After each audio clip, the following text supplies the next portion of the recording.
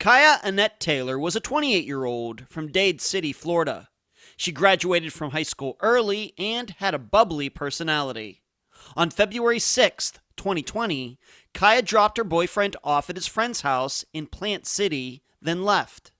3 hours later, her car was found abandoned on a railroad track right down the street.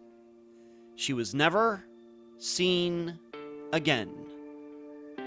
I'm Ed Denzel, and this is Unfound.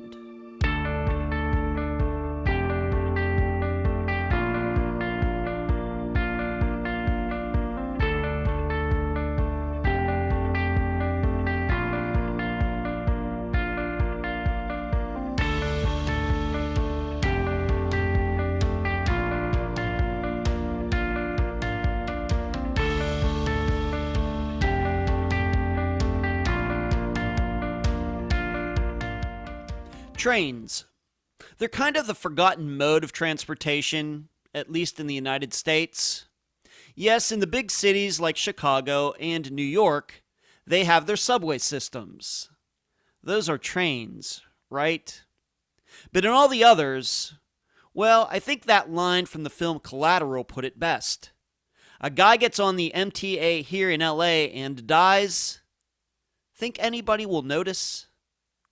Yes, nationally we have Amtrak, but it's heavily subsidized and more like an amusement park ride than anything else. Like, hey, let's go get on the train, then we can hit the Ferris wheel. Yet trains are a huge part of our economy. They're cheaper to use to haul cars, natural resources, food, than trucks or airplanes. Thus, trains will always have a role to play no matter if people ride them or not. And did you know, the locomotive, despite being an infinitely more complex machine than the bicycle, it was invented before the bike. Weird. Well, in the disappearance of Cieha Taylor, she dropped off her boyfriend, then a few hours later her car was found abandoned in the path of a train. Luckily, one didn't come along. And we, the public, are left to analyze if Cieha left it there, or did someone else? Did someone cover tracks? And now a summary of the case. This is brought to you by my friend Megan Good's website, charleyproject.org. Cieha Taylor had it all. She graduated high school at the age of 16. How many of us can say that? She was a social butterfly, with a personality that helped her make friends easily. Cieha was a hard worker, holding several different jobs between graduation and her disappearance, a period of 12 years. Yet, over those years, problems developed. Cieha started with marijuana, but later moved to pills, then crystal meth. 3 stints in rehab only offered temporary relief. In addition, Cieha had gotten into a relationship with a guy who was abusive and allegedly part of a white supremacist group. Yet, they continued to get together. So, on February 6th, 2020, as was usually the situation, Cieha drove her boyfriend Jason to work in the morning. Then later that day, at 4 p.m., she picked him up. According to Jason, his friend Kevin, and Kevin's father, Cieha dropped Jason off at Kevin's in Plant City, where Jason and Cieha had been living together. She then left. Around this time, Cieha spoke to her friend Tiffany on the phone. According to this friend, Cieha sounded manic and paranoid. The call lasted over 10 minutes. After this call, a Good Samaritan called 911 to say a car was on the railroad tracks in Plant City, near the intersection of Trapnell and Cowart Road, not far from Kevin's. The car was Cieha's, and the keys were in it. She was never seen again. Bizarrely, the officer who showed up moved the vehicle, but never checked the registration or attempted to contact its owner. We've covered quite a few disappearances on Unfound where cars have been left behind. My personal knee-jerk reaction is to usually think someone else and not the owner left it. However, each case must be analyzed on its own facts and merits. To do that for Cieha's, we must consider these three questions. Number one, how was someone, Cieha or anyone else, able to leave the car near a busy intersection in broad daylight and nobody seemingly saw a thing? Number two, what did Cieha mean when she kept saying to Tiffany, "You wouldn't believe it if I told you"? And number three, why was law enforcement's attitude toward a car being left on train tracks so lazy when we are told that infrastructure could be a main target for terrorists? Cieha's family believes her boyfriend, Jason, knows exactly what happened to her. The guest for this episode is Cieha's mother, Kaneetha Taylor. Unfound News. It's that time of the month again. Another interview with Dr. Telesco is coming up. March 25th, 7 p.m. Eastern on her YouTube channel. That's this coming Thursday. I will, of course, make sure everybody has the link before the show starts. What disappearance will we be discussing? Janelle Matthews. Yes, it was a special episode done under unique circumstances, but we could not pass up the chance to talk about Janelle and the main suspect, Steve Pankey. Next, for the premium Patreon members, the next Unfound on the Ground will take place March 29th, that's a Monday, at 8:45 p.m. Eastern on Zoom. Please look for your personal invitation in your email. You must reply to it to gain access to the discussion. The topic will be why people go missing. Please bring your insights and questions to this important conversation. Finally, I posted a new Unfound now to the Unfound Podcast Channel on YouTube concerning the disappearance of Kirsten Brueggemann from Indianapolis, Indiana on January 2nd, 2021. 3 themes are covered: how reporting on new missing persons cases can improve. Number 2, why friends often aren't as helpful as we think they should be. And number 3, the difficulty in trying to understand missing persons' choices. I hope you will check it out. Where you can find Unfound. Unfound supports accounts on Podomatic, iTunes, Spotify, Twitter, Instagram, Facebook, Deezer, and YouTube. Speaking of YouTube, on Wednesday nights at 9 p.m. Eastern, please join us for the Unfound Live Show. All of you can talk with me, and I can answer your questions. Contribute to Unfound at patreon.com/Unfound Podcast. This week, I need to thank Linda and Lauren. You can also contribute at PayPal, paypal.me/Unfound Podcast. The email address, unfoundpodcast@gmail.com. Merchandise, the books at Amazon.com in both ebook and print form. Do not forget the reviews. Shirts at unfound-podcast.myshopify.com, or you can track down my assistant Heather in the Facebook group. Playing cards at makeplayingcards.com/sell/Unfound Podcast. The website, theunfoundpodcast.com. And please mention Unfound at all true crime websites and forums. Thank you. I'm so happy to have on this episode of Unfound the mother of Cieha Taylor, Kaneetha Taylor. Kaneetha, welcome to Unfound. Thank you. I'm glad to be here. Let's start here. Maybe the listeners are already saying, oh, so her mother has a unique name too. But let's talk about Cieha's name. It's spelled Cieha. I'm guessing that, unfortunately, maybe it was mispronounced many times over Cieha's life to this point. How did she get that name? Maybe we should start there. Okay. Great. Let's see.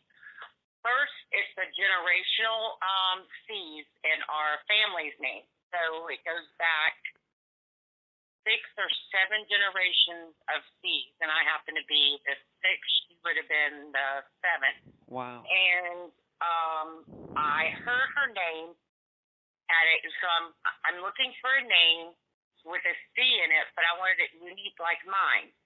So I was working at a daycare, and one of the little girls' name was Cieha, but it was spelled with a K. So I came home and I talked it over with my mom because it's on her side of that generational seed. And yeah, we respelled it to what we wanted it with a C. However, yeah, it's got mispronounced. So is mine. Over the years, we just make jokes about it, but that's how she got her name. So you wanted a Cieha, but you had to have a C, so you had to come up with some creative spelling. Exactly. Okay. All right. And you with Kaneetha, I'll just ask, how did your name come about? Mine is again, long generational grandmother, I believe it is, name that I got. Okay. That's very interesting. Yeah, mine's a family name. Hers is just a C name. Okay. All right. I have to tell you, listeners know that we've done over 200 interviews for Unfound. I've done them, and once in a while we do come up with, some people with some unique names that I've never encountered before, and I'm always interested in that, being that I have a very regular name, and I was named after my father. When people have a unique name, whether it's the missing person or the guest, I like to find out about that and let the listeners know. We even we had a Tiz, T-I-Z-Z, on back in January. So you never know what kind of names you're going to run into. I find it very interesting. Okay, well, I appreciate you explaining that, Kaneetha. So let's move on to this. Being that you have Cieha as one of your daughters, what about the other children that you have? Do their names also start with C, and how many do you have? Yes, I have 2 children, Christopher, which is normal, that's my son. So I have a Christopher and a Cieha. Okay, and who is older? Christopher. Okay, and what's the age difference between them? It's 6 years. 6. Okay. Yes. Okay. So would you say that your 2 children were close? So when he was 12, she was 6. When he was 18, she was 12. Maybe that's quite a bit of difference, I guess, age. But yeah. How would you explain their interaction, your family, with them around? Yeah, they were close because there were only 2 siblings in the house and me. Mm-hmm. However, because of school, that kind of kept them separated. Because when she would enter like elementary school, he was going to be going. He would be going into middle school. Same when they moved through school. Like she entered high school when he went to college. Right. So that was a disappointment in looking back over their school years. But as far as in the house, he was always protective of her, and they roughed house and played, but they took care of each other. Mm-hmm.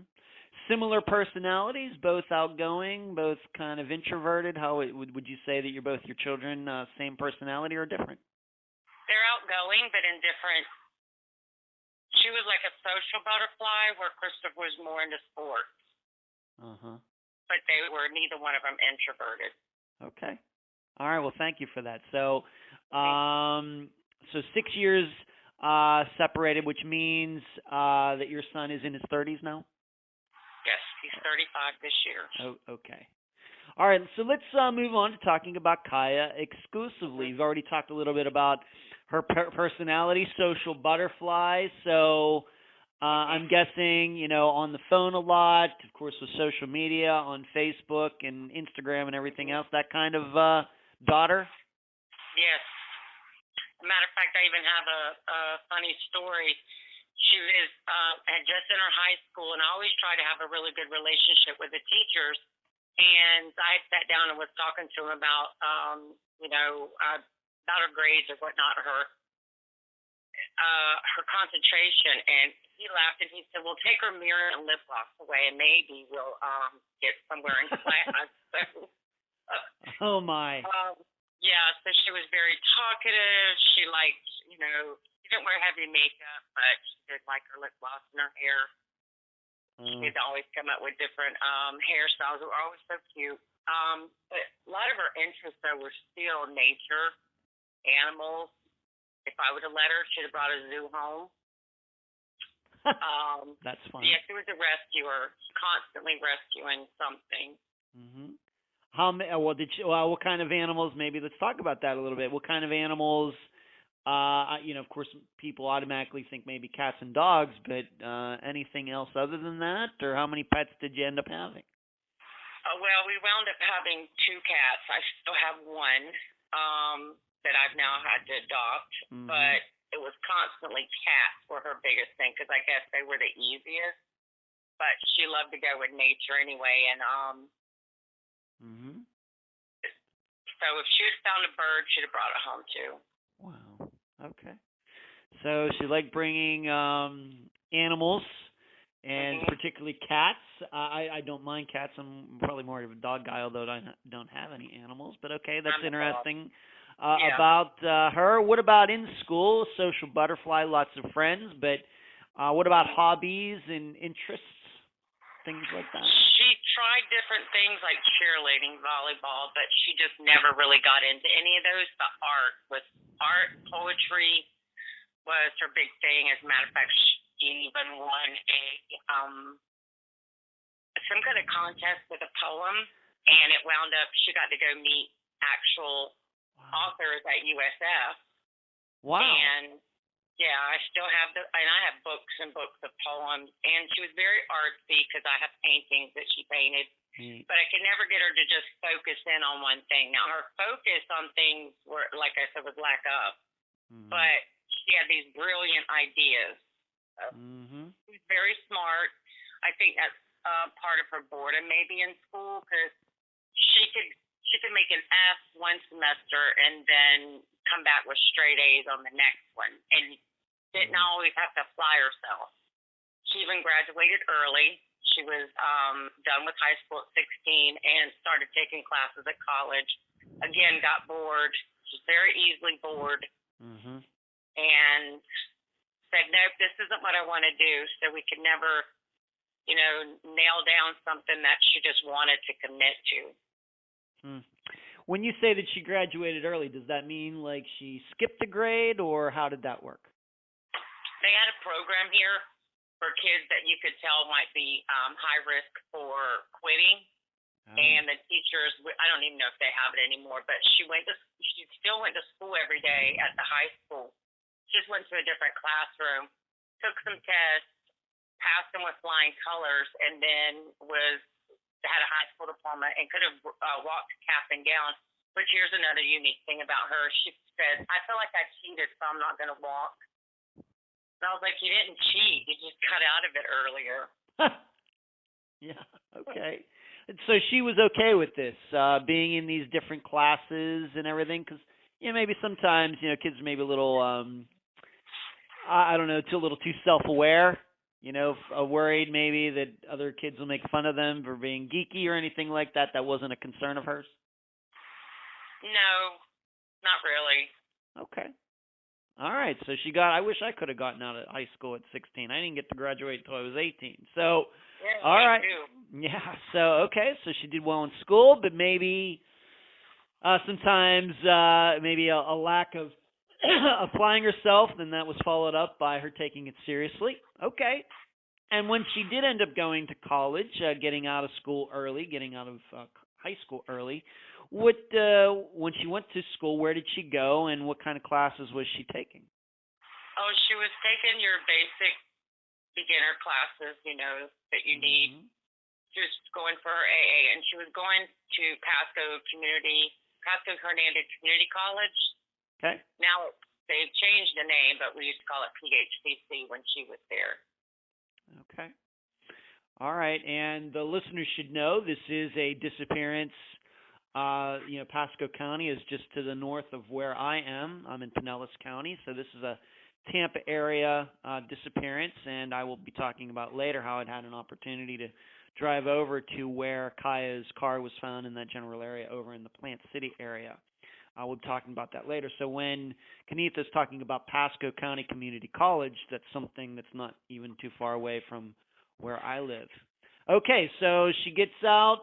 What about work? She gets out of school. She's taking these classes. What did she do for money, for a job? Was she living with you at the time? Let's just say 1920 into her early 20s. Living with you, working. What was she doing? She was living with me, so I pretty much was taking care of her. And then she decided she doesn't want to do that anymore, go to college. So I said, well, then you need to get some kind of trade, even if it's like phlebotomy or CNA. So she took her CNA, again, passed with flying colors. She did that off and on for a couple of years. And she liked it because it was rewarding, but at the same time, she's a very sensitive person. So sometimes she felt really bad for people. And that sickly, usually a CNA is, she couldn't work in like state homes. She would like maybe a private home. But like I said, boredom, she gets out of it, doesn't want to do that anymore. So then she tries cashiering, really good at it because of that bubbly, high spirit personality she has. Yeah. Everybody, and she was a hard worker when she would go to work, and all the bosses just because she would work and she was bubbly. Yeah, she was smart, though, and she was smart too. Yeah, she was smart. She could figure things out really quick, and they didn't have to hold her hand and things like that. So she liked working, but then if she got bored, again, we would start all over again. So she liked to bounce around and get familiar with it. She's waitress, cashiered. Let's see what else. She worked in CNA. Worked in a pizza place. Yeah, so she's done a little bit of everything. I think that's, Okay. And she did this once she got out of high school, once again, in very early age, into her 20s. So she had a variety of jobs. Yes. Okay. And during that time, she was living with you up there in Pasco County, north of Pinellas, north of Clearwater, etc. Right. Okay. She lived here all her life, right here. Okay. In Dade City. Okay. In Dade City. Right, and I just want to clarify that. This is Dade City, which is home, like you said, Pasco County. North of even Plant City, because that's Hillsborough County. So it confuses people because both of them sound the same, kind of, and maybe people are getting confused, but it is two different separate counties and towns. That's exactly right, and I've been to both. So many disappearances. Of course, we cover well outside my area or Florida, but this is two areas that I'm familiar with. And yes, listeners, Plant City and Dade City are nowhere near each other. I'm not saying they're far away. How far would you say it takes to get from where you live? I drove it so many times now. It's exactly 45 minutes from door to where her car was located. All right, and so yes. And so Dade City is closer to the Gulf Coast, whereas Plant City you're getting toward the more center part of Florida, getting away from the Gulf. Okay, thank you for explaining that. Let's move on to this, and being that he's going to play a prominent part in this discussion, how did she meet Jason? How did they meet? They were a couple. Did they know each other from high school? This relationship that she had with him, let's just talk in general about that, how they met, etc. Okay. She met Jason about 6 years ago at some party she went to through some friends that she knew from middle school, high school that she met. So this is where the turn down a dark road is starting. And so she meets him at a party. And I don't know him. It wasn't like she came to the house, she introduced us, anything like that. So they didn't run back into each other till about 3 years ago out of the 6. And so we've got 1 year down of her missing, so that would have been, it's 3 years ago, but the on and off of their relationship would have been, the past 3 years, I'm just going to say, Okay. one being she's missing. Okay. In that time, it was not a dating relationship. Like, he never came to my house. As a matter of fact, because of the choices they were making, Mom was, absolutely against the whole relationship. Wasn't allowed at my home, and he didn't ever take her out. Like, it wasn't like one of those kind of relationships. Okay. So, it was a really bad time for us. It put a strain on my and her relationship, which we love each other dearly. Kai needs me, and sometimes it was, trying to get her to become independent because of her age. It was like taking a long time for her. So even when you're highly intelligent, that doesn't mean you're very mature. I learned that one. Sure.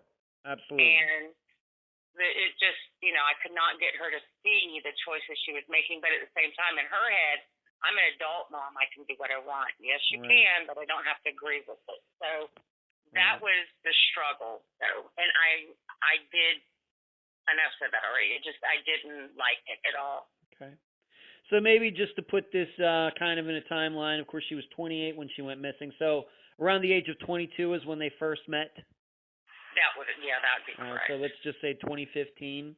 And then they kind of reconnect a few years later, so she's roughly 25. Do you know how that happened? Did they happen to run into each other again? Did he have her phone number, or what? Do you know? She was working somewhere and ran into him. Oh. And then that's when she mentioned him, like, out of the blue, off and on, but, you can tell, you can read between the lines, it was getting more serious to her. Mm-hmm. Yet I still wasn't seeing him.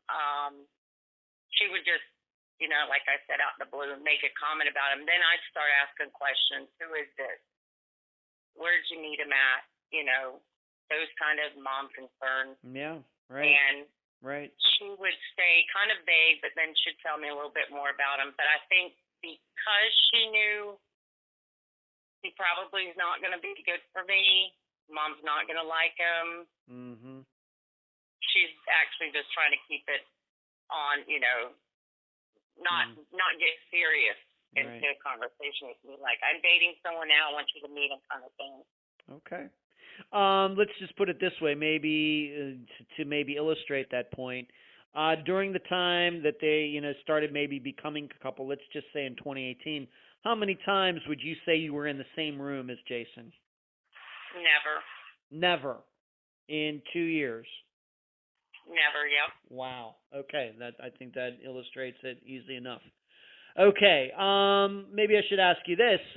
What do you think it was that attracted Cieha to Jason? I think she was physically attracted to him as well as her, but he was in the party mode and she was too. So I think the partying and hanging out and doing the things they were doing was more attractive to each other than trying to have a real relationship, if that makes sense. Sure. Okay. All right. All right. We'll talk a little bit more about him in a moment here. So, as you stated already, she was living with you. She's working. She's living with you. She's making money. Maybe going from job to job, but she's making money. But at some point, did she stop living with you for some reason? Which that would bring us up to just weeks before she went missing. All right. Well, let's talk about that a little bit. How did that come about? And how did you feel about it? What was going on? Okay, by this time now, and watching and seeing what was going on, and starting to put my foot down because I had even threatened to have him trespassed. Because every now and again, I would catch him coming to try to pick her up between 1 and 3 in the morning. And I that's when you say stand in the room, never been in a room with them, but caught him on my porch one time, and I said, I'm telling you right now, if you don't stay away from my house, or if you hurt a hair on her head, I swear you're going to regret it. So he already knew my feelings about him. So this is all within that 2-year period we're talking about, that before she went missing. So one morning I was sitting outside. It was like 5 or 6 o'clock in the morning. And he pulled up in my driveway and she got out. And I said, that's it. I'm done. I told you and I've told you. And you're not allowed here. You know I don't condone the relationship at all. So you get your things and get out. So if he wants to pick you up, call him back and tell him. Well, she had her own car, too, at the time. So she didn't say anything to me, and then later she went in her room and got her stuff. And so she had a best friend, that's Tiffany, we talk about every now and then. Yeah. Tiffany lived with her grandmother over in Lakeland. So that's how it come about. So it was only just weeks before she went missing, but I was tired. Okay. Their relationship was very abusive, along with the other choices that they were making. So there's nothing, you add that together, there's nothing good can come out of that. Once they started this one, let's just maybe go back to 2018 for a little bit. What was it that you noticed, being that you were never in the same room with him, what did you know about him or what did you find out about him that caused you to believe that Kyle and he were not a good match, that he was no good for her? What was it? The late pickups and the early drop-offs, and never wanting to come and just have a conversation with me. You know, never, just, it looked like she was constantly thinking that they had a real relationship, but Mom, on the other hand, can sit and look in the bubble and say, no, it's not. And guys who really like their girls don't do this. They don't late pick up at night and drop you off. They want to take you out. You get dressed. You go to the movies. This isn't what was happening. So, Right. And then every once in a while, she would open up and she'd want to break up or stop seeing him, if you will. But she would then open up a little more with me and say, you know, that he was physically violent with her. That was the reason for the statement I made to him, because you could see her worn down and losing weight and just not being my regular bubbly, fun Kaya. Okay. And what would she say to you when you maybe tried to was this one of those situations? Listeners know I'm not a parent. I've never had any kids, but was this one of those situations where the more you would talk to her about how she should break up with him, it was like driving her more toward him, or how would you explain it? She would accept my what would you call it? Advice. But then there was times that she would want to argue about it, and but I wouldn't let it last long, because when their mind is set on something, you can't change their mind until they're ready to. So I give my advice, my motherly advice, tell her I'll always love her. However, that doesn't mean I never ever have to accept this relationship, and I'm not going to. So let's just let it be. Okay. And so this kind of all came to a head, and she ended up moving out and living with Jason. Well, Jason was staying on the property of his best friend Kevin, and they have like a little shed / kind of like apartment in Kevin's parents' house. So I guess that's where they were hanging out a lot.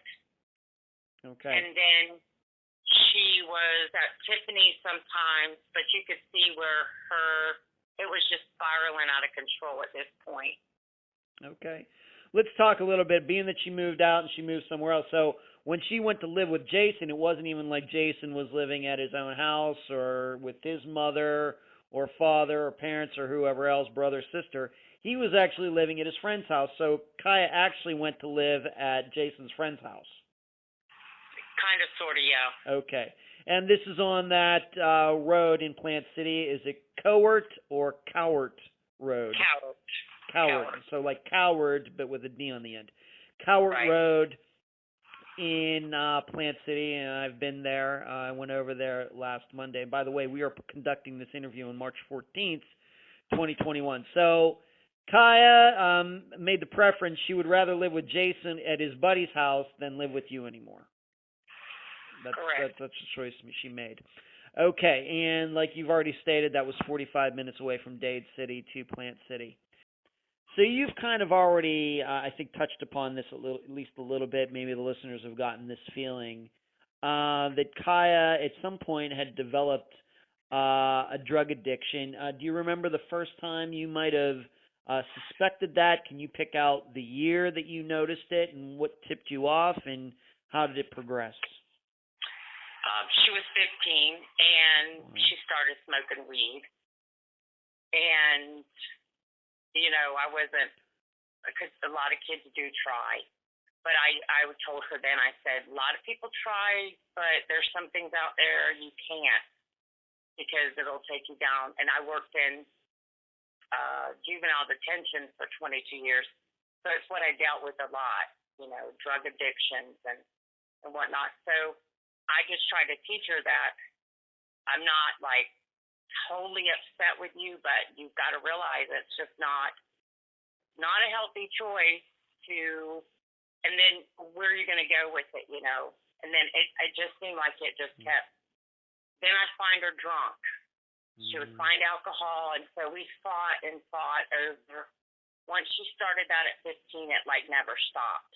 Other than the couple of times, or the 3 times that she went to rehab, she tried to get clean. The longest she stayed clean since 15 was 9 months. Wow.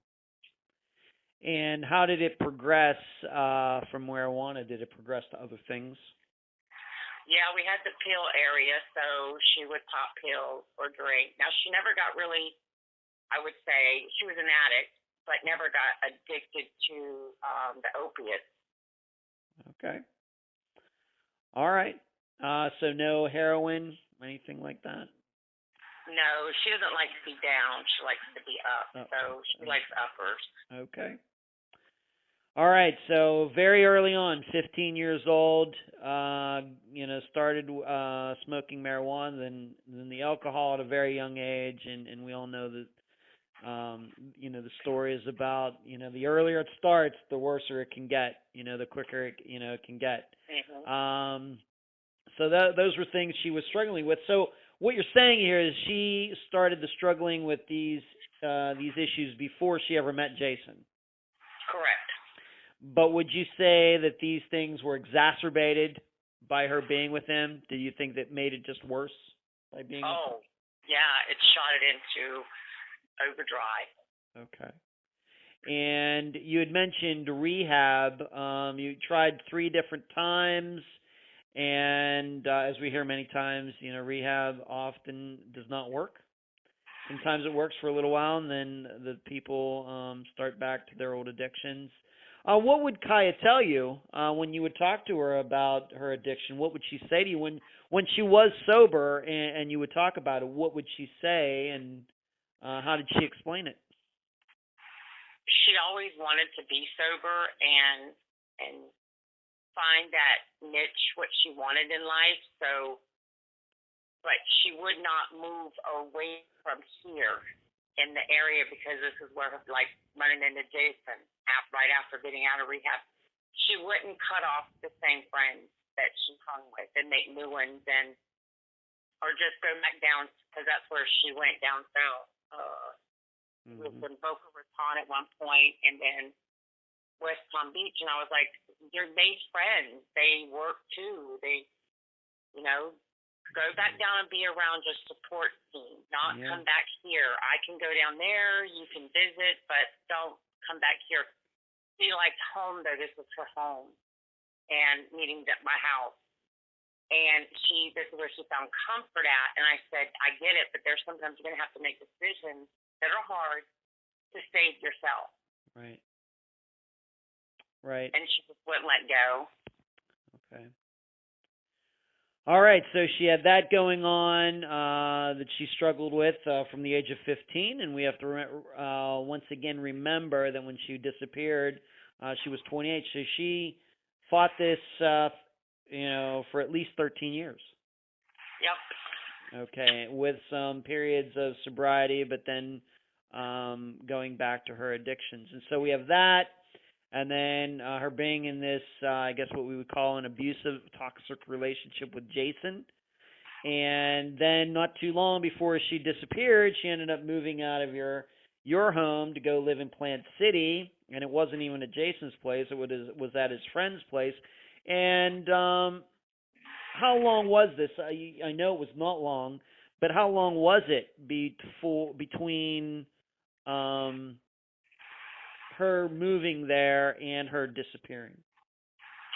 It was in January, and I know the listeners know because people look up people's record because it's public record. It was she was out on bond, and you only have 30 days on bond before you go to your first appearance. And she had already checked in, I think, 2 weeks. And I let the bell bondsman know because he came to the house. This is still her residence, and she's not kicked out per se. Mm-hmm. I'm just trying to have some tough love right now, so you don't have to violate her. And he said, okay, because nothing's going to change as far like she just took clothes. Everything else was still in her room. So, but I was telling him I'm just trying to have some tough love here, and okay, that's why I said it's just weeks. Because during that time she's actually out on bond for a methamphetamine charge, and that was her first charge. Other than she has a car theft, which is me. I'm the one who put it on her because people don't realize that was the 1,001 time she had stole my car, and again, tough love. Maybe you need to go to jail. Yeah. All right, so you've gone through a couple things there. So at some point she did get involved with crystal meth. Yes. At some point, and she got caught with it somehow? Yes. How did that happen? Do you know? Yes. She was with Jason, and they were arguing in the car enough to kind of like, and it was, I think it was later in the night. But anyway, it's a small town in Zephyr Hills, same as Dade City, and the cop or the police officer said, you rolled through a stop sign. She could have, or maybe he saw the arms, flaring in the car. Who knows? So I know that's what he pulled her for. And Kaya I taught her to be honest and upfront with any kind of law enforcement. So she took him to the side and she said what was in the car, which it was in the trunk. And but she took, because he's on probation now, here again, she goes to his defense, Jason. So the cop has to arrest her for the drugs even being in the trunk. However, the cop was really because she was really respectful, he gave her a low bond. And that was why she was upfront and honest with him. Mm-hmm. Okay. When did this happen? In January. In January of 2020. Yeah, 2020. So I'd say mid-January. Okay. All right. So she has that issue, and I think you also have to explain the car theft issue, being that is this the car that she was driving on the day that she disappeared? No, that was her car. That was her car, but she took your car and quote unquote stole it? About 8 months prior to this, because like I said, I could see the spiraling downhill. So if you back it up about 8 months, I'm still fighting with her back and forth about stuff. And like I said, she's taken my car over the years several times. So this particular time, I decided to. Even the cop knew me, and he's like, "Are you sure, Miss Taylor?" And I was like, "Yes, I want her to, learn a lesson out of this." So she didn't even get put in general population because she got an early court. They go to court early, and then she was R&R, so she's released. And I thought, well, that's not really helpful at all. But yeah, it was my car, and it was about 8 months prior to this. So she just took off in your car and didn't bring it back, and. Well, she brings it back, but I was just mad that she did it again because I'd have to hide my keys. Oh, okay. All right. And at some point, did she get her own car? Is that her own car was the one she was driving when she went missing? Did she get her own car after that, or what was that? Right. And so mom's still trying to be mom and help her out. So her birthday's in November. I went ahead and bought her a car and got it legalized for her and put her on insurance and all that stuff. And that was November of 2019. Okay. So she only had the car, November, December, January, 2 months before she went missing, but that was her car. Okay. All right, just some questions before we get into the day of February 6, 2020. At the point of that time, early 2020, how are you feeling about Kaya's life? Very, very worried. Mm-hmm. The behavior, the weight loss. She was, now at this point, she's actually not just leaving jobs, she's getting terminated from jobs. And again, denial, she always blames it on somebody else or something else caused her to lose her job. And but I could see it. It was like I'm watching it unfold, and there is really nothing you can do. And not to mention, she's 45 minutes away now. Correct. So she's not even at your place. You're seeing her once in a while. She's 45 minutes away, and maybe not, driving back to see you, et cetera. Actually, right. But we were still in contact with each other because I saw her on Sunday, February the 2nd, and February the 3rd. Oh, okay. And February 3rd is the last time I saw her. So yeah, she was still coming by. Actually, in that time that I had put her out in those few weeks, she came back and had asked because she could not really spend the night with anyone, and she had gotten a job. So when I say spend the night, like Tiffany had to be there at her grandmother's house, or who knows what was going on with her and Jason. So she even came back and stayed a few nights with me just so she could save on gas to go to work. So again, this is where I'm trying to get people to see our relationship was not slam the door and we don't talk. Mm-hmm. Even if I told her I don't like what you're doing, I can't stand Jason, it still didn't mean she could never come back home and eat or take a shower. And she slept in her room that night, and she went to work from here and came home. So yeah, I was seeing her, just she wasn't here every single night. Right. Okay, but if she was seeing you, she was doing a lot of driving then between the two locations? Yes, she really was. Okay. At any point when you were talking to her, did she ever talk about running off? No. Never? Absolutely not. No. Okay. Did she ever, once again, you've brought up crystal meth, and we all know the effects it can have on people. Did she ever, when you would talk to her, see her manic, paranoid, any of those types of behaviors? Yes. Okay.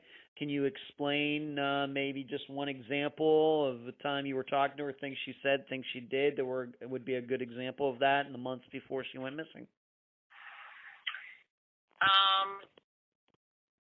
There were some times when she would be out, doing her thing, and then she'd come back in and she would say, we got to move.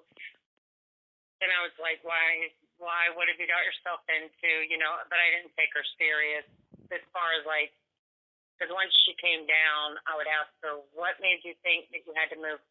Oh, it was she was working at a hotel room, and there were some guests that were staying in there. And so she didn't really know them, but she went off and partied with them, and then got somehow or another paranoid, maybe because she didn't really know them. Mm-hmm. But there was no incident that really happened. It was just that I guess that happens. I don't know. I've never done any kind of drugs like that, but just learning from watching, in my job. But I wouldn't take her that serious. The only time she ever got out of control was probably she's coming down and wants it.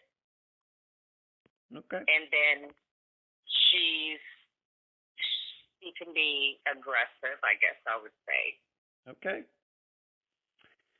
All right, so we have all this going on in Kaya's life. New environment over there in Plant City. She's doing drugs again. She's with this guy. A lot of non-positive things going on with her. So that brings us up to February 6th, 2020. And let's start here. Where did Kaya spend the night before that, February 5th to February 6th? Okay, from our calculations with phone records and video surveillance, she's with Jason on 5th going into the 6th to this, and then now on the 6th, we see phone calls and texts going back and forth, but we also have eyewitnesses of her dropping him off. At work. However, We have to say at drop work, at work. and the house, that Kevin's house. Okay. And everyone in there says they saw her leave. Okay. And then We're gonna go by this step by step, Kaneetha. Okay. So let's just start with the morning. So the night before, February 5th to February 6th, it is believed that Kaya spent that night with Jason at this Kevin's place on Cowart Road. That's believed. yes. Okay. And then she takes Jason to work, and he works in an O'Reilly's distribution center. I've been by that building many times. But she takes Jason to work that morning. Yes. Okay. And does she do that in her own car? Yes. Okay. Does anybody see her or talk to her that day before later when she goes to pick him up? Do we have any account of what Kaya did with her day after she dropped Jason off? Any ideas? The only one that I've come up with is through her text says, if I'm not outside, I've gone to use the restroom. And because we did have her phone at first, you can see the date and time that she went down to the McDonald's, I guess, use the restroom, but she takes pictures because she constantly takes pictures. But that's the one, she's standing in a mirror and she's taking a picture. That's that same morning of the 6th where she's telling Jason she'll be back to pick him up from work. Okay. As So, far as anybody seeing her, no, or talking to her, no. all right, so it's possible she was riding around. It's possible that she could have gone to a park. It's possible that she could have just gone back to Kevin's. We're just not sure. We're not sure. Correct. Okay, but so it seems then if he was at work for 8 hours, she did not have a lot of contact with anybody during that time. Correct. All right, so no text like you brought up Tiffany already, and we're going to talk about her in a moment. But any other friends, no other social media postings, anything like that. Very quiet that day. Yes, actually, yes. Okay. So so at whatever time it was, and you can tell the listeners what time you believe it was, Kaya then goes to pick Jason up at this O'Reilly's distribution center. Why don't we talk about that, what time it was, and allegedly, once again, allegedly what happens next. I don't know what time she picked him up. I know the detective does, but as far as, family and myself, no, we don't know. Okay. All right, but it is believed, though, that she does. So we do believe she picked him up, though. At some point, yeah, they're back together in the car. Okay, so and then what does Jason and I guess Kevin and I guess Kevin's father is there? What do they say happened when Kaya, I guess, brought Jason home? Once again, they're the only witnesses to this. The listeners are going to choose to believe them or not. We just don't know. But what do they say happened? That she was acting kind of erratic and not herself, but they saw her leave. Okay, so around 4-ish. All right, so Kaya allegedly drops Jason off and leaves. Just going off. She's driving off somewhere. And has Jason ever stated where he thought she was going? Was she going down to the store? Was she going to your house? Has he ever stated where he believes she was going? No. All right. Not to myself. Maybe to the detective, but not me. But it's never been told to you what Jason has said about this. No, and the detective does keep a lot, which the listeners, they try to help, but they get irritated. But I always want to make sure they know it's an ongoing investigation, and the detective keeps things close and not out because it's to protect the case. Right, and you don't have to apologize. We get it. It's just in my position. I just have to ask those questions. You can answer them if you know them. You answer them if you feel comfortable. If you don't know or you can't say, totally fine. It's just in my position. I have to ask. And we do have to remember this is a very new disappearance, the newest that has ever been covered yet on Unfound, just from February of 2020. So we understand that at this point it's very, very new. If you don't know, Kaneetha, the average age of a disappearance we cover on Unfound is 17 years old. So covering a disappearance that's only a year old doesn't happen a lot. So, but thank you for pointing that out, that you're here to protect the integrity of the investigation. And there are going to be things that the police are not going to tell you, and I appreciate you bringing that up. But according to what you know, the story is Jason says, she dropped me off and she took off, and that's that. Yep. Okay. Now, though, Cieha did talk to her friend Tiffany, that you've already mentioned, and I've not had a chance to talk to Tiffany yet. I'm hoping maybe this week we can make that happen, Kaneetha, that before the episode comes out, I would like to talk to Tiffany if that's possible. But if it doesn't, that's fine too. But you learned, though, that at some point during that afternoon to early evening that Tiffany and Cieha did have a conversation. When did you find this out, and what was the content of that conversation? Okay. Tiffany said once, we're not fast forwarding, but when me and Tiffany talked, right, she said, I got a phone call from Cieha. She was extremely upset to the point that I couldn't really understand what she was saying. And Tiffany said she's trying to get her to calm down and just go to her grandmother's house. And Cieha, all she can get out of Cieha is, you wouldn't believe it if I told you. And Tiffany has pretty been, stayed adamant with that conversation. And I think my phone call records, we pinned it down to maybe a little after 5. That was the conversation that Tiffany and her had. And what was Cieha kept saying this over and over and over, and I guess it was something about Jason. You wouldn't believe. You wouldn't believe it if I told you. So again, it makes your mind go, what's going on that we wouldn't believe, because it's not like you shocked me with some of your choices and behaviors with him. So it just, we don't know. Okay. We don't, we have our speculations and theories, but I try not to, just let my mind. Right, and we don't want to get into any theorizing either. Right. But being that Tiffany was the one who had the conversation with Cieha, has Tiffany ever told you her interpretation of that call? Being that she's the one that had the conversation, has Tiffany ever told you what she thought Cieha meant by that? No. Okay. All right. So, and once again, though, this your perception is that this conversation happened after Cieha dropped Jason off. Is that your perception? Correct.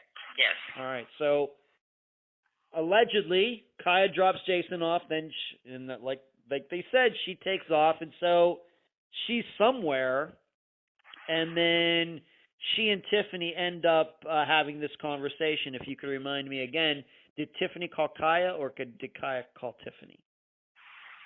Cieha called Tiffany. Cieha's called Tiffany. All right, and she's going on and on.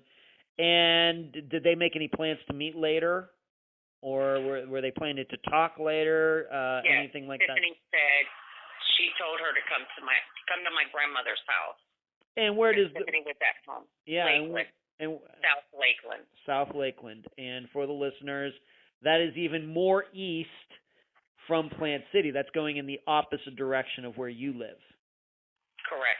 All right, so we're going Lakeland, the way I would portray Lakeland, it's like halfway between Tampa and Orlando.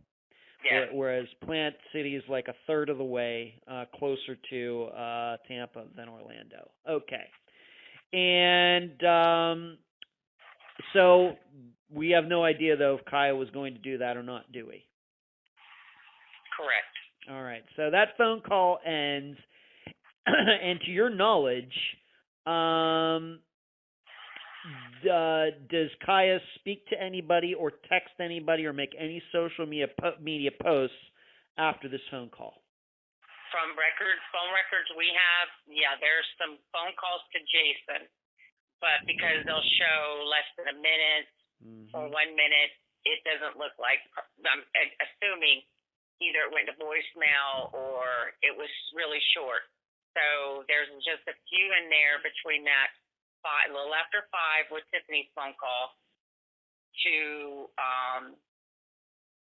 7, not even 7-ish. And there's a few calls in there to Jason, and that's it. There's nothing else. Now, our phone records, we don't have any of the incoming calls, but the detective does. He has all of them. He has all of them. Yeah, the phone company gave us for outgoing so that we could try to come up with a timeline. Okay, very good. So it is then your interpretation of seeing what you've seen is that Kaya was trying to contact Jason after this phone call with Tiffany. Does it look like she was successful in talking to Jason or not? No, that's what I was getting at with only a minute. You know how sometimes that's just it ringing, going to voicemail. Okay. And has Jason, to your knowledge, ever said anything about these calls? Has he ever commented, yeah, I knew that Kaya was trying to contact me, I knew that she was trying to text me and I was blowing her off? Do we have any information like that? Not from me. Okay. Not to my knowledge. Okay, very good. So once again, I'll just sum this up. She picks him up at work. She allegedly drops him off. We know that there's this conversation around 5 o'clock. She calls Tiffany. They have this conversation for so many minutes. Not a long conversation, but Kaya seems a little bit worked up, maybe a little manic or something like that. She keeps going on about Jason, about you wouldn't believe it if I told you, but we're still not clear what that means. And the way that Tiffany and Kaya finished that conversation is Kaya suggested Kaya go to Tiffany's grandmother's in Lakeland, what would you say how far that is? 20 minutes? Half hour? I've never rode that one, but yeah, I could say maybe 20 to 30 minutes because they're so close to Polk County. Yeah. That she could have hopped on the interstate and got off, on like Cumbie Road. So right. I would say 20 to 30 minutes. Okay. All right. So and then we have these calls.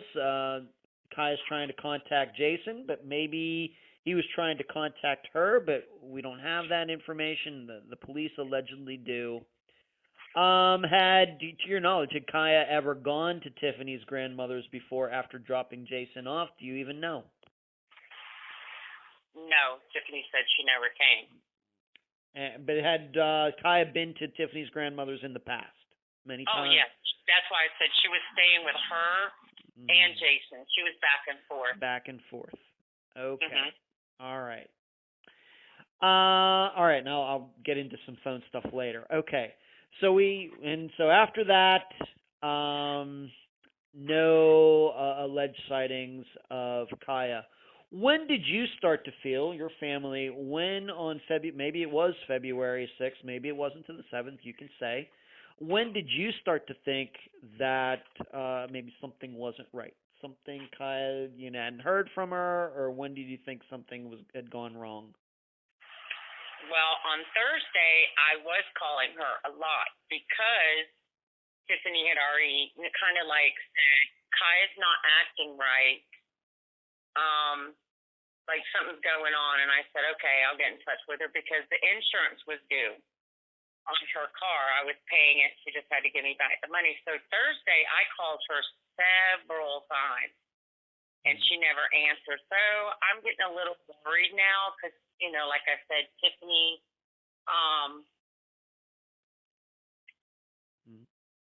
seeming to feel like something's going on, but she's not telling me. But again, Cieha and her choices doesn't put me in a complete alarm because we did talk, even on the phone, if I didn't physically see her. Maybe we need to make this clear. You said Thursday. Would that be February 6th, February 7th? What date is February 6th? 6th. So the same day that she's dropping off Jason after work, you are trying to call her as well. You're trying to contact her. Yep. Okay. Yes. Okay. And she's not getting back to you. Correct. All right. So please continue. So she's not getting back to you. Maybe that caught your attention. What other things then went on? Still no word from her. So by Saturday, mind you, now I'm still calling, at least 2-3 times a day. Saturday, now I'm starting to get a little more paranoid because there was, in the back of my mind, always a fear of something happening to her because of her living that high-risk lifestyle. And so at one point through the day, I messaged through Facebook because I don't have Jason or his mother's number. But a lot of times you can message people even if you're not friends with them on Facebook. Yes, sure. Okay. So I messaged Mother, and Mother said, no, I haven't seen Cieha, and Jason's living with Kevin's, which I already knew that. So I said, okay. Then still no word. And then Sunday, now we're at Sunday, which is... Now it's February 9th. Right. Okay. February 9th. I guess Tiffany had been calling everybody, and then her and her mother were actually riding around trying to find Cieha of maybe places she'd been, and she was over there in Plant City. At some point in time, between Tiffany out trying to ride around, now we're talking about 8-9 o'clock at night on Sunday. Okay. Jason's mother messages me and says, her car is sitting on the side of the road with the keys and the phone in the seat. Huh. And so you could have seen that by riding by. That means you had to stop and go look at it. Yeah. And so Tiffany, at this point, Jason, I guess, has called Tiffany and told her, and then Jason's mother messaged me and told me. And again, a lot of this is through Messenger because, like I said, it wasn't like we had each other's phone numbers and talked regularly at all. Okay. And so Tiffany goes to Cieha's car and calls me, and she goes, I'm at her car. What do you want me to do? Because the keys are on her seat. And I said, Tiffany goes, and I have AAA. I can call them and unlock it and bring you the car. And I said, okay, there might be something wrong with it as well. But at this point, Tiffany cranks it up and brings it all the way home. There was nothing wrong with it. I mean, she had just gotten 2 brand new tires the week before she went missing. So, car comes home. I call my local police department because I live here in Dade City, and I don't know what to do. This is her residence. I call Dade City Police Department. They come out. I'm thinking they give me an incident card for missing person because if you haven't seen someone in, I guess, an adult 24 hours, they'll make a report. Well, we hadn't seen her since February 3rd, physically, February 3rd. So they give me an incident report. And the reason I know it's an incident and not a case number because I don't want to jump the gun. But anyway, so they leave. And they know it's out of their jurisdiction anyway. I know that too, but this person lives here. Right. So do you want me to keep going with timeline? So we got February 9th. Tiffany, when you say that she brought the car home, she drove it the whole way to Dade City? Yep. Okay. And when you, so the car, at that point, do you even know anything? February 9th, so the car's sitting along the side of this road. not far from where Kevin and Jason were living together. And was it moved? I mean, when did you start to find out that the actual local police, where Tiffany saw the car, actually wasn't where it originally was? When did you find that out? When did I find out? Say that again. Well, when did you find out that a police officer had come across her car before and moved it? When did you find that out? Okay. So this is where the timeline begins. Okay. So we get up. We're thinking the police department's going to do something with her missing, but we know it's Hillsborough County. So we call Hillsborough County Sheriff's Department, and family go out to meet the Sheriff's Department out there where the car was brought from. And then that's when the ball got rolling then. Okay, so when we call the Hillsborough County Sheriff's Department, they're the ones who informed us that, oh, yeah, we found that car running alongside of the road right there at the track, and the deputy just moved it and locked it up. So I'm like, you did what? You found the car running and you just moved it? But that's beside the point. My daughter's obviously now missing. This is not right. And I do want listeners to understand this too. Even though you've got drugs and all this going on, you still know your child. I'm the mama. Yeah. I know her behaviors, so we can speculate. She just decided to run off. Okay, that's true. Somebody could lose their mind or run off. Do I believe that in my heart? No, because I know her. So I just wanted to throw that in there because a lot of people do have all these speculations, especially finding the car running. However, that's when I knew it was serious now. I even went to like a fog. Like I was headed over there, and the sheriff called me back and said, no, go home because we're having someone to pick up her car. We need you there. And so I turned around and came back home, and I stayed here till they come and took the car. But in that time frame, I did look in the car to see if there's anything out of place. And what did you see? Anything unusual? Her normal life. She was a messy person. So it looks no different than her bedroom. Okay. All right. Let's just go over a couple of details here. So we're believing that this disappearance occurred on February 6th. Is this the same day that her car was found running on those tracks just right down the street from Kevin's house? Was it that Correct. evening, that night, that this Hillsborough County deputy... It's 7:09 that they moved it off. It's not blocking traffic, but it's interfering because that's a very busy intersection. It's right there by that strawberry distribution. Yep. On top of it's strawberry season, so it's even more busier. Yes. So it's interfering. So they move it right off where it was sitting to that side of the road, like just a few feet down, and that's how we know they locked it up and walked away on the 6th. So we know she talked to Tiffany a little after 5, a little after 7.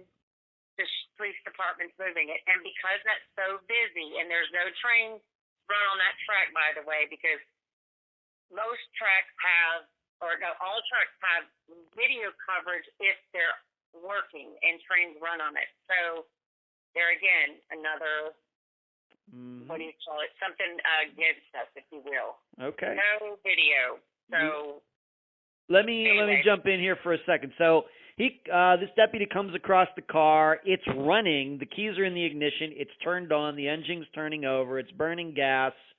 The door is open, correct? That was in his report? Yes. And her phone was on the ground beside the car. Correct. In the street.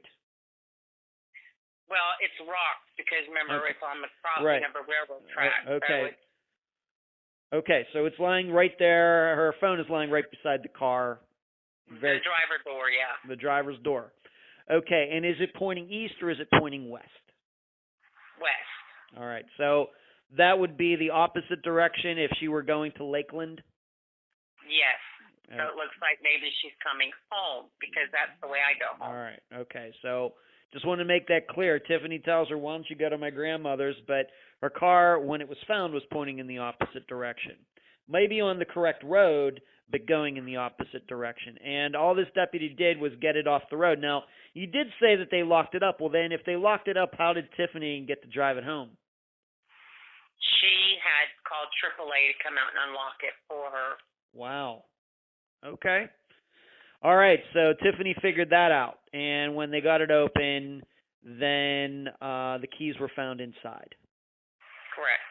All right, so, and then you found out all about this not until days later. Correct. This is on Sunday night around 9:30ish. I look back over like text messages, phone calls. So by 9:30, say 10 o'clock, the car is back here in my driveway. Okay. And we also have to remember that the police officer, the deputy, wrote it down the minute that he moved it, and it was 7:09 p.m. on February 6th, and so this is just a couple hours after Tiffany and Cieha spoke. Correct. All right. All right. Just a few more things before we get into the rest of the case. Locals.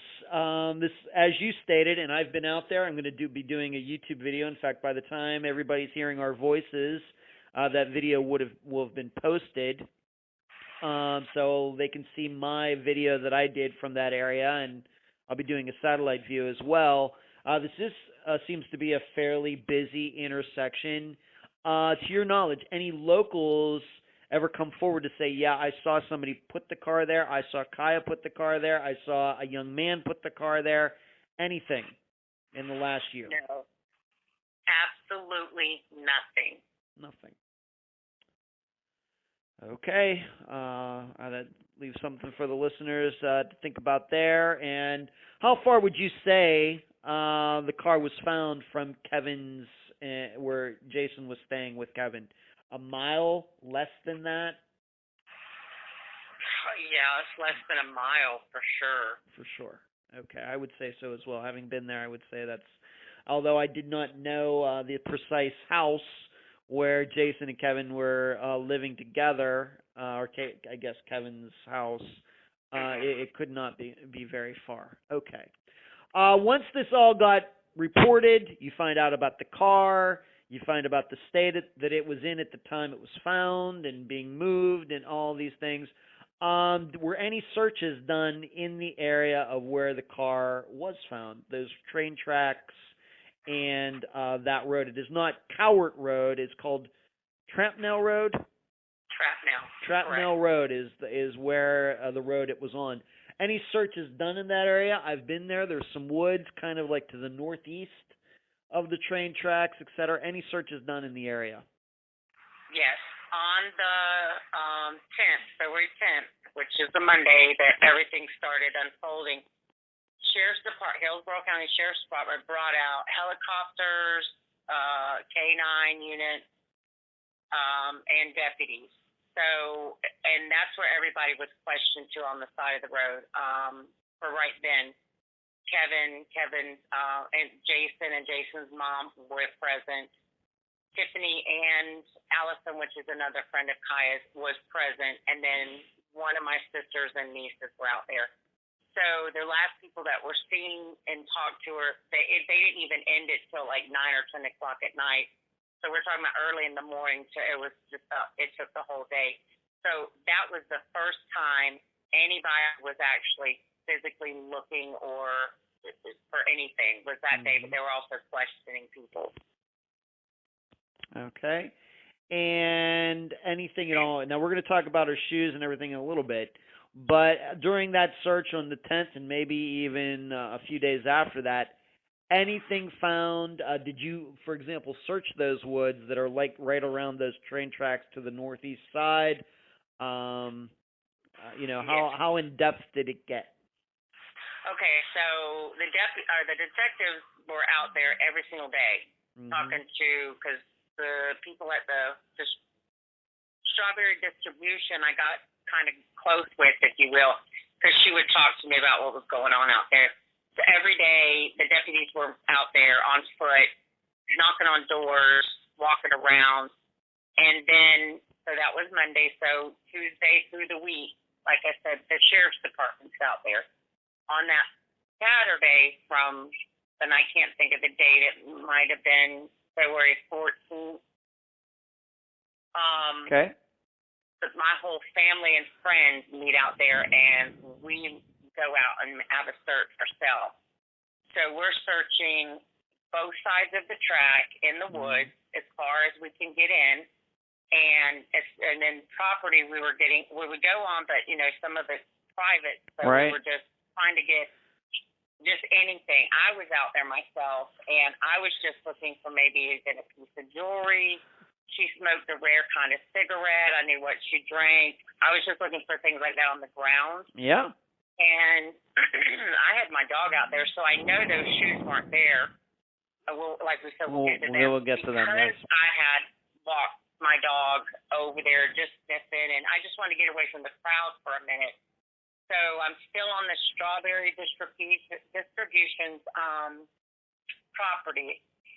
But we searched all day. We got out there, I want to say between 7 and 8, we got set up. And then we searched till about 4 or 5, because also Channel 9 came out that day to cover it. Mm-hmm. And that was that day. Very exhausting, very emotional. That's when my son flew back here. He was here with his wife, and so it was still a good day for people, you know, friends and family coming together, but we found absolutely nothing that day. Okay. And through all of this, we've now gone from the 6th to the 9th to the 10th. Jason, take part in any searches? Did he have any opinion about Cieha going missing? Any insights? Any help at all? Okay. On the day of that search, and I'll look at a calendar right now so I can tell you the exact date. The first search with the family and friends. Now I've got to go all the way back a year. Yeah, February 6th so, was a Thursday. The Saturday would have been the 8th, Sunday the 9th. Yes. Okay, so it was February the 15th now. This is the first search with family and friends that I was just talking about. Jason and Kevin did show up. However, emotions are very high. Everyone in the family knows and does not like him because it was never a secret what was going on. So we just told Jason it was in his best interest, and Kevin didn't try to help. We appreciate it, but there were too many.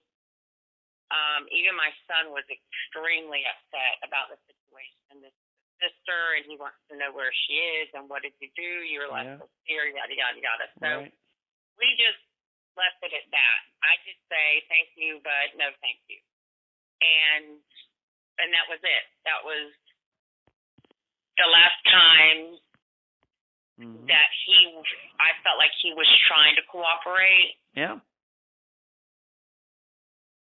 So that's it with mine and his communication. Okay. Through the grapevine, have you ever heard anything about his own opinion on what could have happened to Cieha after she dropped him off that day? No. Can I ask? Yep. I begged, pleaded, went to friends that were like mutual or that may have, or just what's the rumor on the street? You know, y'all are out there. Nothing. Okay. All right. So I did these searches, put posters up. We're going to flyers up. We're going to talk about that in a second in regards to the shoes. Jason offering not a lot of help, maybe because he doesn't want to help, maybe because he doesn't know anything, just not sure. But let's move back to this car. Being that Tiffany brought it to you, I mean, right after, She was very industrious, I guess, in getting AAA to unlock it, etc. You said that just kind of looked like Cieha's car, nothing unusual about it. But I'll ask you specifically, any signs that Cieha was not the last person to drive it? No. Okay. All right. And we already talked about, maybe I should ask you this. Being you got her car, we know the phone was on the ground, so you got the phone back. But anything else missing of importance besides Cieha herself? Her purse, glasses, anything like that is missing besides Cieha? No, everything's in there. ID, Social Security card. She carried all that in a little pocketbook that was in her big purse. There's just a little card thing, her bank card, her driver's license, Social Security card. Everything, including her purse, was in the car. Okay. All right, so it's just Cieha is the only. It's her missing, and it doesn't seem, if she did take off, that she didn't take anything that you've been able to find with her. Anything Correct. that really sticks out. Okay, because as you would expect, sometimes we cover disappearances where people disappear with their keys, with their phones, with their wallets, purses. That's not unusual. Okay, but it seems it's just Cieha herself and no other possessions except the clothes that she was wearing. Okay. We've talked about the phone. Was it helpful in any way? Were they able to do any pinging on it? Have the police talk to you about that? When she was talking to Tiffany, any idea what tower her phone was bouncing off? Do we have any ping information at all? No, the detective kept all that to himself. But he has. He has given me this much information through her phone and text messages and video surveillance. Yeah. He's been able to he has a timeline completely of her day. Okay, well, being that you brought that up, let's talk about that a little bit. Being that you've brought up video surveillance, I guess, a couple times now. Was she seen on video the day of her disappearance? Any going past an ATM machine or a convenience store that has surveillance outside? Any signs of her in her car on February 6th? He's told me yes, because he pulled every surveillance camera that he could in that area. Also, this isn't from him, but we believe by him seeing, like him making statements that he did see her in the car, that he's probably gotten people that have, house surveillance too. Sure, sometimes, yeah. When her car was going and leaving or where it went. So we know he did that. Now, I know that took a long time to go through all of that. Okay, so he's went through that, and so what are you saying, that there may be some video surveillance of her on that day, but the police just haven't told you or showed you? Correct. Okay. Speaking of video surveillance and sightings in that category, did you not tell me that there might have been somebody who went to school with Cieha who saw her at a Circle K, possibly February 6th? I'm not sure whether I believe this or not, but this has come up. It'll be up to the listeners to decide. When did you find out about this sighting? On the day that we did the search, which was the 15th, it was a schoolmate from middle school who I guess just happened to move over in that area and said, I just saw Cieha on the 6th that morning, like she was going to work and Cieha was just coming in. So I roughly think she said around 7-ish in the a.m. she saw Cieha at the Circle K. And what did you think about this at the time? It wasn't unusual for Cieha to go, because Jason's, Kevin's house is like right around the corner from there, so that would be the convenience store you'd probably go to.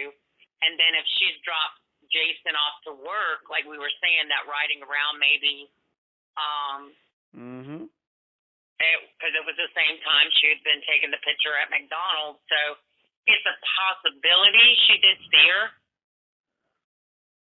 Okay. And like I said, the detective has the video, so I'm sure if that's true or not, he knows. Okay. Was this just a sighting, or once again, was this a conversation or something in between?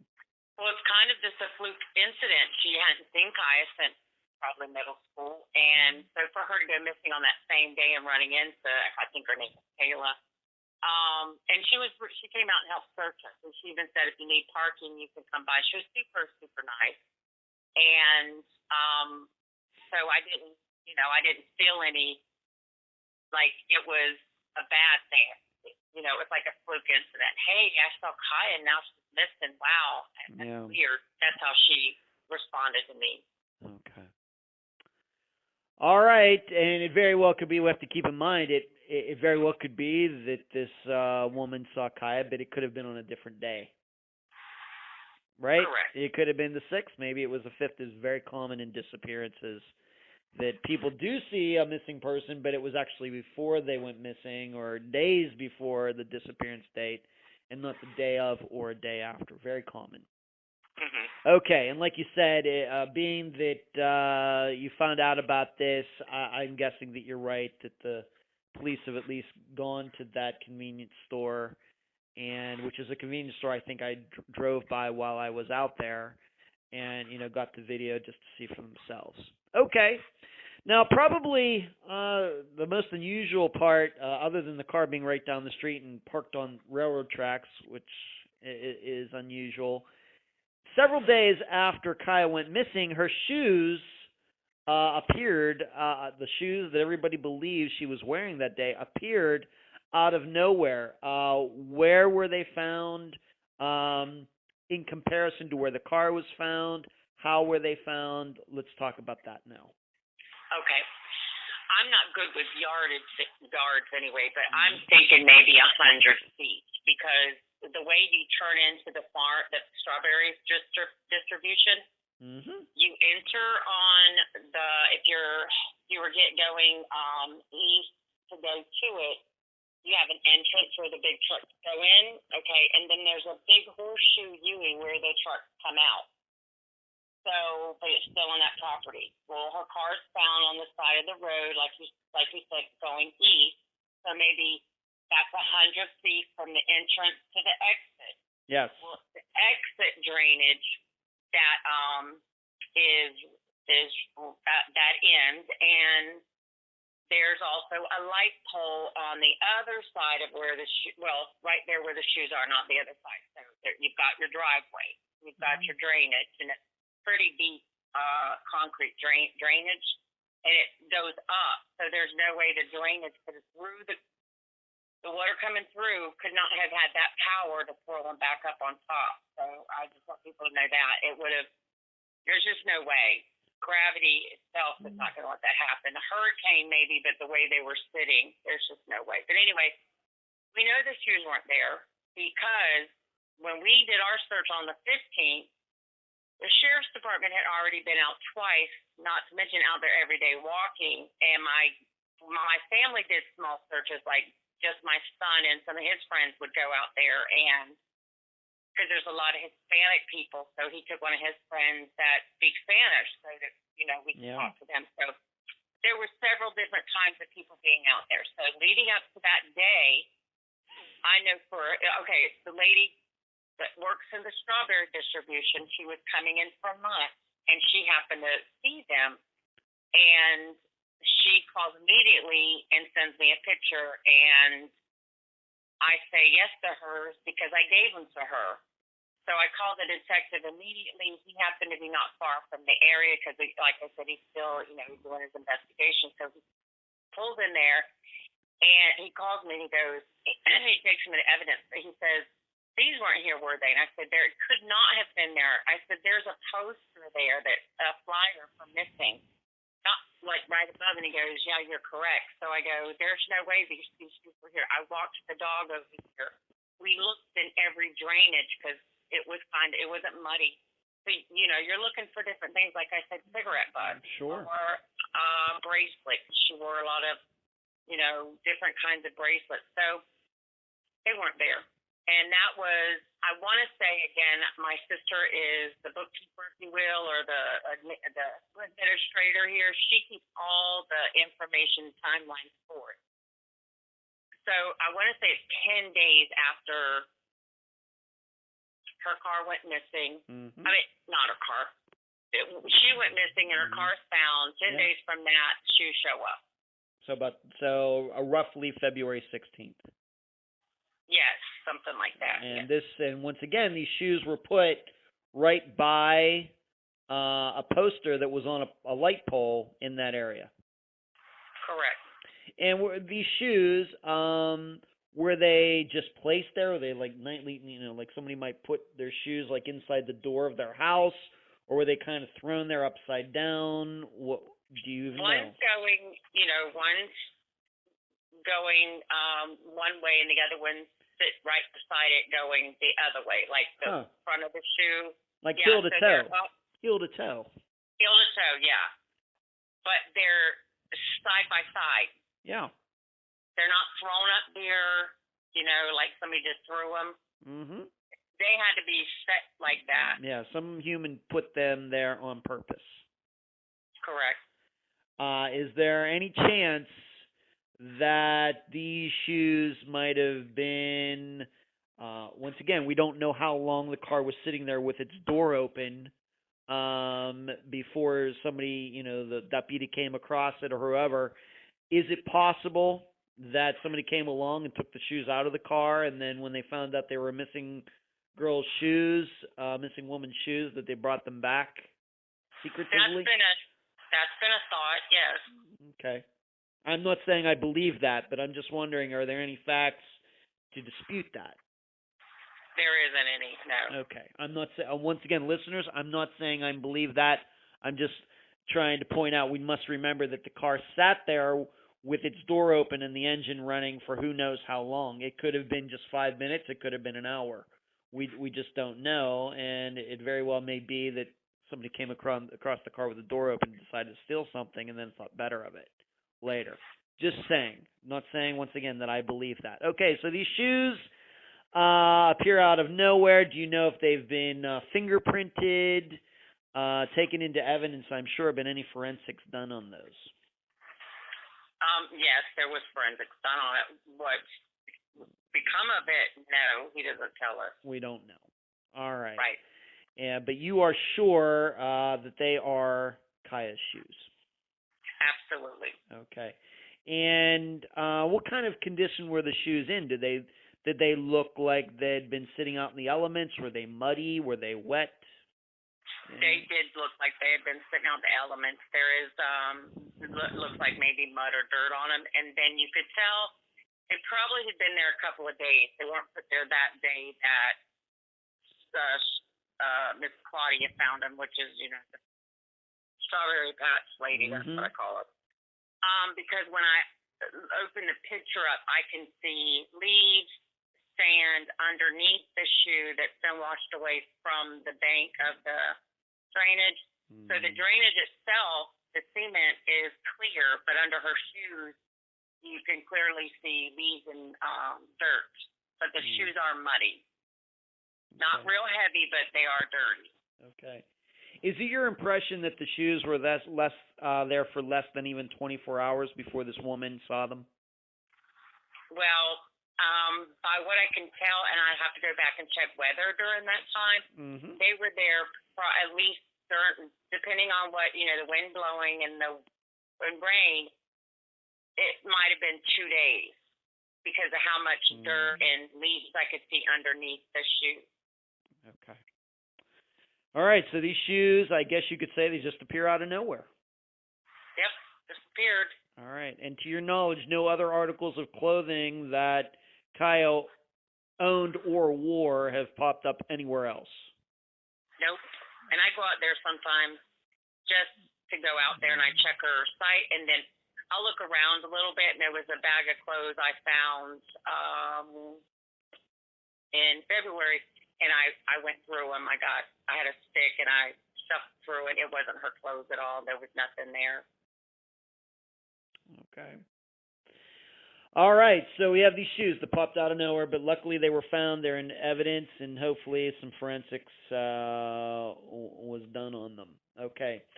Let's move back to Jason. I guess we haven't talked about him in a little bit. I can see why people might be very suspicious of him. He doesn't sound like the greatest guy.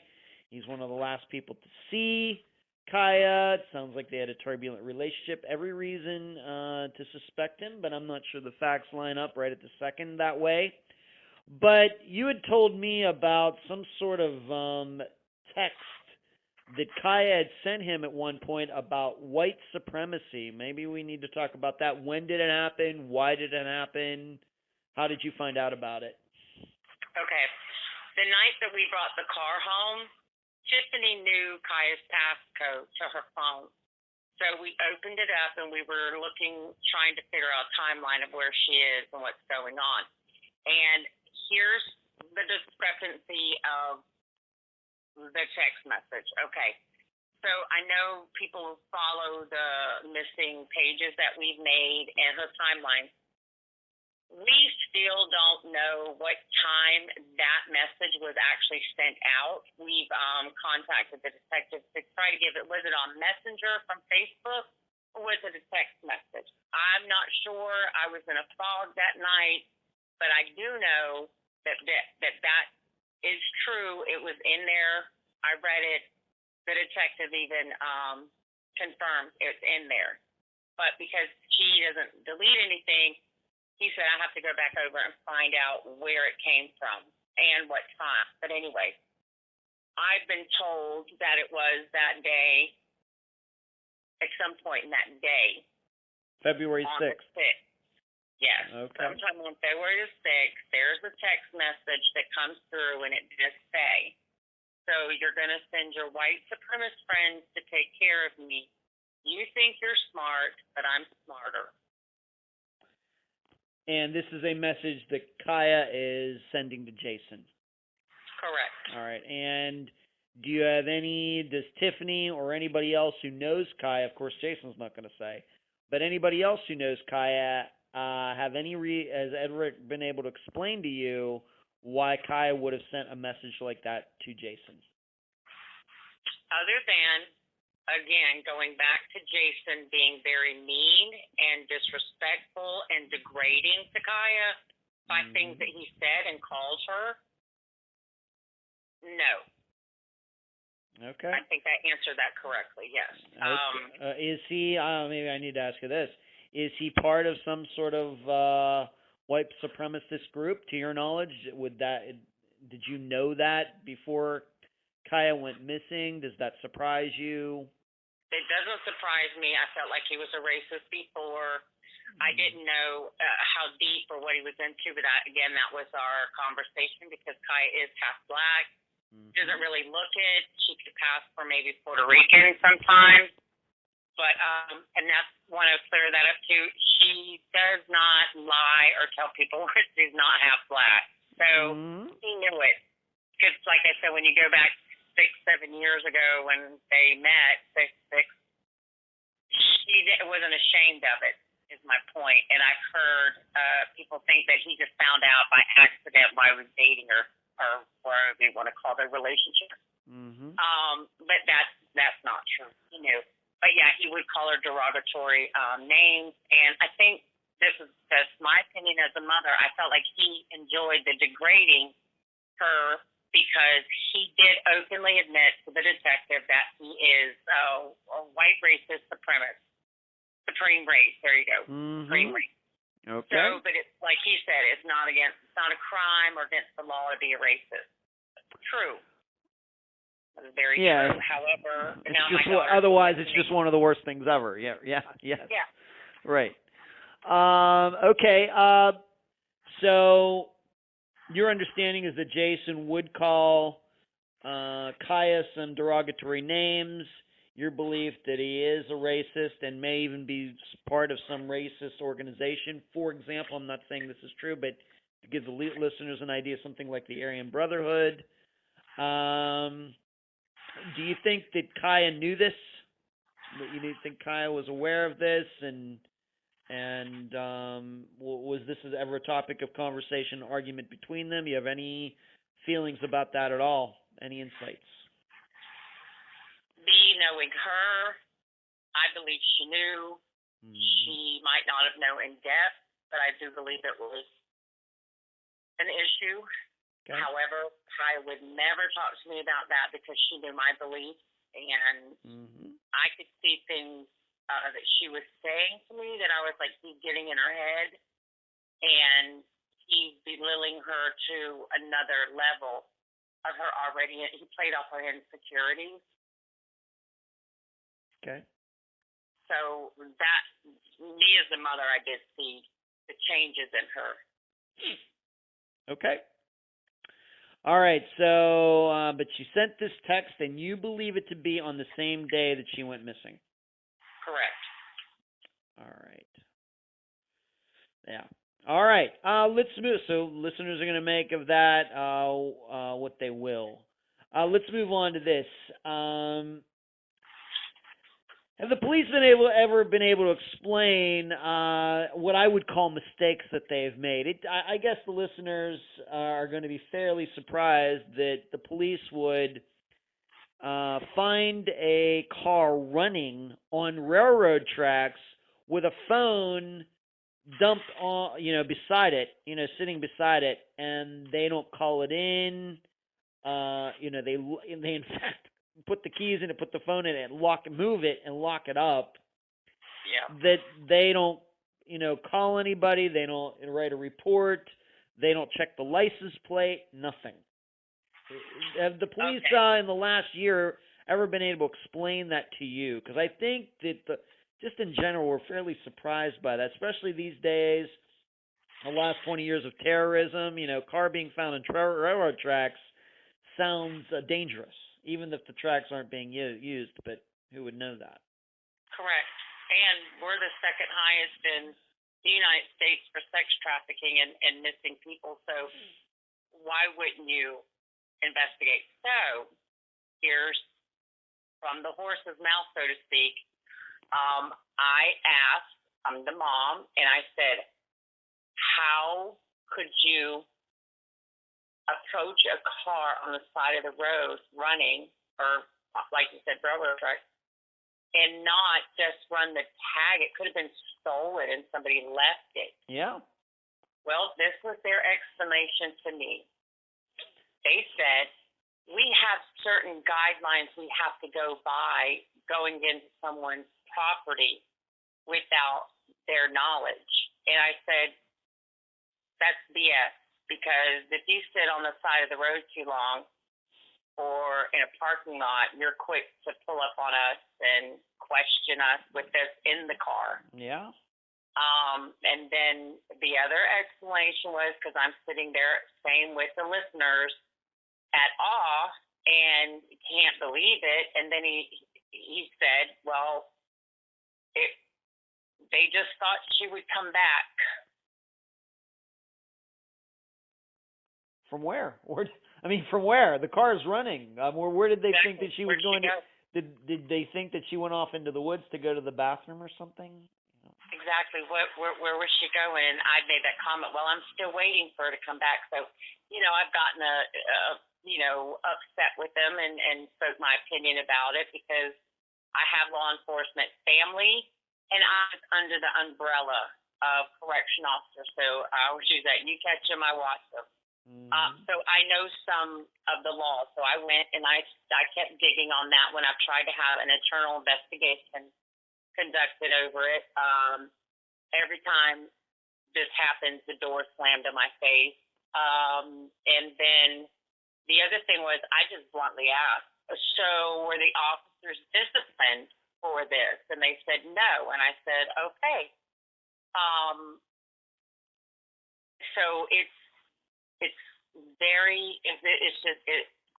I want to, and this is another one to bring out to listeners, when an adult person goes missing, it's never taken serious. And I want to find out the percentage that comes back, and I want to know the percentage that's never found, because they all clump them together, and they really don't have Hillsborough County actually doesn't even have a missing person department. No, I know. Yep. For it to be one of the, and I know I'm getting off topic, but for it to be one of, sex trafficking, we went down that avenue. We've not found any connection to that. However, we haven't, it's not close. It's not a closed case, so we don't know. But just to say that, it is very, very difficult when an adult person comes missing, and then you've got 3 other people saying, "Oh, I saw her alive. She drove off." Right. I think that the people of Hillsborough County would be very surprised to learn that the standard operating procedure is when a car is found on railroad tracks that the cop just moves the car and does nothing else. I think exactly. They said they have no policy, but then I talked to other departments and law enforcement, and there is a policy. But right now, Hillsborough County, because they dropped the ball in so many different ways in this case, and the girl that went missing prior to Cieha, 2 weeks, dropped the ball on her as well. They're very hush-hush right now. Okay. But they're also the department that is now responsible for a disappearance, correct? What did you say? I said, they're hush-hush on one hand, but on the other hand, they are responsible for Cieha's disappearance now as far as the investigation. Right, because you tampered with evidence. It had been touched so many times that they took the car, they did forensics on it, but you were the first to. There could have been a piece of evidence that would have closed or found her within, that day, because anything you listen to, first 72 hours are the crucial. Yeah. So first 72 hours, the car was moved and just wandered off and didn't care. So they were lost. So there's no telling what we could have found or helped us. So does Plant City have its own police department? They do. And that's why there's confusion about that, too, because there was a Good Samaritan that actually found Cieha's car running and called the Plant City Police Department because they're right around the corner. Mm-hmm. But where that car was found is right on the different jurisdictions of PD or sheriff. So that's why the Hillsborough County Sheriff, whoever was in charge that day, told the police department, the Plant City Police Department, just move it. They didn't have a deputy to send out at the time. So then the deputy shows up, and it was the one from the Hillsborough County Sheriff's Office, says, put the keys in there and fall and lock it. So there was 2 different departments. So I don't blame or hold, if we want to say blame, or Plant City Police Department as responsible. But I still can't believe that an officer doesn't say, well, shouldn't we run the tags? And maybe he did. I don't know. Because there was no report or anything. So I know Hillsborough County Sheriff's Department did the main negligent part on this, if you will. Okay. How is Hillsborough County looking at her disappearance right now? Are they looking at it simply as a young woman who ran away, or is it more of your belief that they think that it's foul play? Have they ever once again, myself, the guests, I don't like to get into theories with guests for a variety of reasons, but if the police have said something, do you think they're looking into this as foul play, or what? Have they ever been very clear with you? They're not clear, but the one time I did get upset and I go, well, she didn't just walk away. And the detective says, Miss Taylor, I know we were hoping that's what happened. And I said, but I told you from the beginning, I know my daughter. I know this is not normal whatsoever. But you didn't take it like that. It was actually until around the 6-month mark that they were taking it more serious of foul play. Now they know for a fact. It's been a year. There's nothing. So it's very mysterious, if you will. And also, I think the detective is, I have a good relationship with him, so I don't knock him as my detective on it, but he knows I don't have any faith in this sheriff's department whatsoever. And they're not helping me either when other departments and agencies have wanted to help or missing persons. they've turned them away or they don't want to interview them. If you're asked, they'll tell you to go to that little podcast that they made that was helpful, but it wasn't that. It was like how do you say that?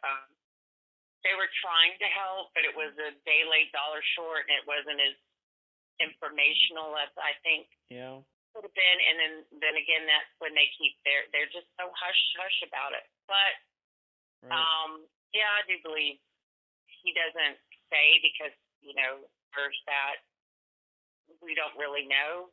But I believe he knows. I know for a fact he knows more than he's saying. Okay.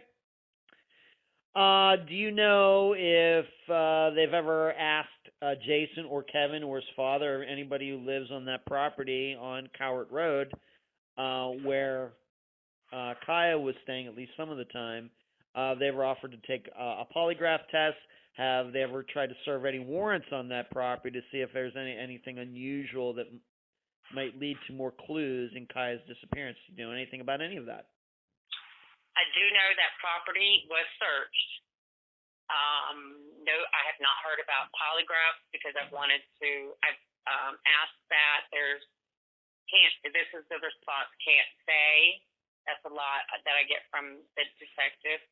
So I'm okay with it, but it's still, I wonder, did you do it? Did you try hard enough? When it comes to the tools, the things that you have access to, because I know you do. Did you use them in this case? Yeah. Okay. All right. So they've talked to Jason. I'm guessing. I'm going to believe that they also spoke to Kevin, spoke to his father, anybody connected to that property. Obviously, if they had found anything that led to finding Cieha, that of course would not know about it, and maybe Cieha, alive or deceased, might have been found by now if the warrant had proven anything. But still, here we are over a year later, and still with a lot of questions and no answers. But they seemingly have gone that route, looking at that property, seeing if anything was there, and obviously it doesn't seem anything like anything was. Okay, let's move on to this. As I give every guest, family member, a chance to talk about this. How bad has the last year been, Kaneetha? Wow, it's like it's like standing still, because when I try to even talk about it, it's like this year's lost. I'm not lost like I wasn't in it. It was like a nightmare on Groundhog Day. Get up every day, it's the same thing. I have a routine of just taking one day at a time, praying, trying to keep my own sanity. It's very hard. It takes a lot out of me when I have to do events. I've gotten easier to talk about her when it comes to like podcasts like this, and I'm even wanting to start off where it's the Finding Cieha page. Do a live video once or twice a month maybe, and just to tell people about her, because that's how I want her to be remembered and put in the forefront, and never let her get lost as a missing person that she's just missing. So it's really been hard. And now I understand when parents talk about when their child does go missing, and whether it's a youth or an adult, either or, it's the worst feeling that a parent has to go through. I've learned not to question, my God, I should say, and then just try to figure out what it is I'm supposed to do from this.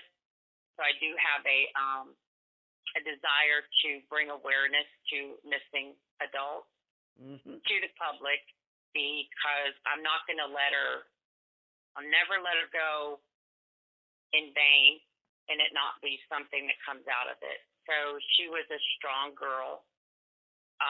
She didn't know her own strength.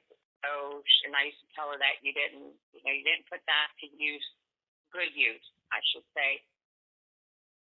But it's taken its toll on me. I said,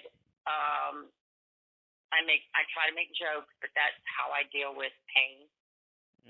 One of them is, this is what I look like before your adult child goes missing, and this is what you look like afterwards. Huh. And I do that when your brain's on drugs. Yeah. This is brain on drugs. So I make jokes about that because I've seen myself age quite a bit, but you just keep getting up every day. And I said the strength that I pull from is kind of, I guess, like strength if you didn't know how to swim, but your baby was drowning and you jumped in the lake to save him. Yeah. I that's what I pull from every day to just, and then also I'm Christopher's only parent, so I have to be here for him and keep him strong too through this. Right. Being that this disappearance happened before this whole COVID thing became a thing in the United States, do you think that the investigation has been hampered over the last year due to it? Oh, very much so. I'm glad you brought that up. Kai went missing in February. March, we had COVID shut down, so a lot of things that we were already planning got put on hold. And then as we started, because thank God for social media, and then the people like Dateline that would do interviews like we're doing right now, or we would do FaceTime with local news and things like that. So I that's a true blessing to have social media. I know it can be a curse sometimes too, but for this it's been great and wonderful tool.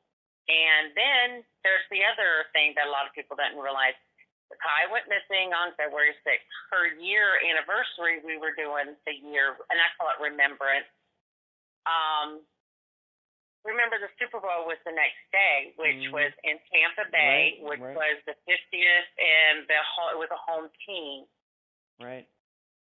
So that, again, I even contacted all the news people, and nobody came out. Nobody responded. So there's been several things that hurt the investigation that has nothing to do with, it's just, natural.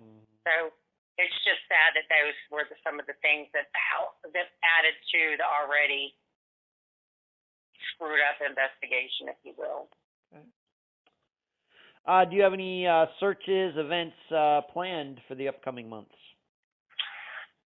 Well, like I said, I'm going to start doing more on the Facebook time and continue to sell our t-shirts because we've got an reward that we keep adding to, and then just to have money to continue to buy the rubber bracelets and the t-shirts. But one thing I am going to say, on her February 6th, that's her disappearance day. I don't want to do any more remembrance time because it's also February 3rd is my son's birthday. And that's the last time we saw her alive. So it makes it's like a double whammy in there for her. So what I thought about doing was, on her birthday, planning some event that I can even bring the community in and just celebrate her life. And just continue to do things like that, pass out flyers. I'm going to buy some more banners similar to the one that's out where you went to where her car was found, and then place them in different areas. So that it's still out there. It's still awareness that she's still missing. And maybe somebody will, come forth. We tried to do the Strawberry Festival, but it was it wasn't planned correctly because we just had the year one. And we had people fly down for that, and then they went home, and it just wasn't planned correctly, but people went out there. And we tried to do it with Veronica's family, so you see more force together, even though they're not connected. And we've done enough, research on that. They're not connected. It's just the negligence of the police on both cases. So showing force of family, the unity that we're still hurting, and these girls are still missing, and we don't feel like we're getting the support we needed from the sheriff's department. But you have to let the community know this. Right. Do you have a Facebook page, website, Instagram account, all of those, none of those? I think you do, but you can tell the listeners about them right now. Okay. The Find and Cieha page on Facebook is the one that family runs, and we put updates. It's usually every day, every other day, something's put up there. So any information that you want to know or what's going on, that's where we keep it. And then it's usually posted on all of our personal pages. There is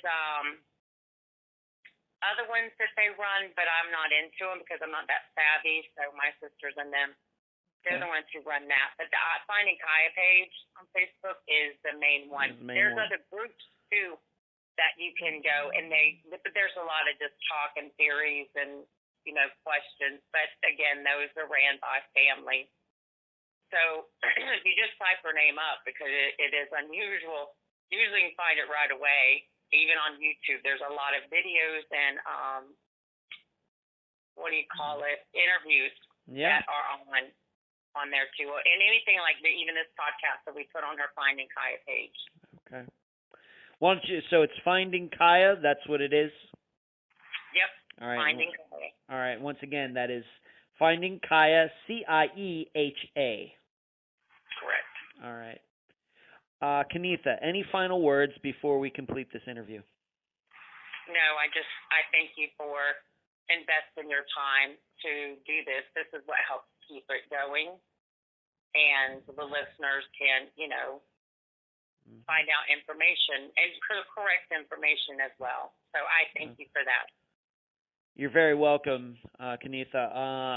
All the disappearances that we cover on the program are important to me. I make no favorites. They're all my favorites, but I will admit the ones that I've done in the Tampa area, Pinellas County, Hillsborough County, do feel personal to me because I've lived here since 2011, and so it's one that's I know going to stick with me until Cieha is found, whether alive or deceased. And I want you to know that this is just the beginning of us knowing each other, Kaneetha. I hope that we can stay in contact, and I want to be a resource for you, until the very day that once again Cieha is found alive or deceased. And as I've said a couple times already in this interview, I want everybody to go to Unfound's YouTube channel, because I've done a video where I went out there to this area and videoed where her car was found, these railroad tracks, and a lot of things that Kaneetha spoke about, this strawberry processing plant, etc. And so I'll be doing a video for that, and so you can find that on the YouTube channel now, because this episode is coming out on March 19th of 2021, and the video is surely posted by now. So, Kaneetha, thank you for being on this episode of Unfound. You're very welcome. And that was my March 14th, 2021 interview with Kaneetha Taylor, mother of Cieha Taylor. I thank her for joining me and all of you on the program. Both myself and Kaneetha attempted to contact Tiffany in the hopes of her being able to recount firsthand her talk with Cieha on the disappearance day. Unfortunately, we didn't reach Tiffany. If I ever do get to talk to her, I will tell you, the listeners, what she had to say. As I mentioned during the interview, on March 8th, 2021, I drove to Plant City and made 2 videos of the area where the Good Samaritan and police found Cieha's car. You can now find those videos on the Unfound YouTube channel. I also do a satellite photo analysis of the location.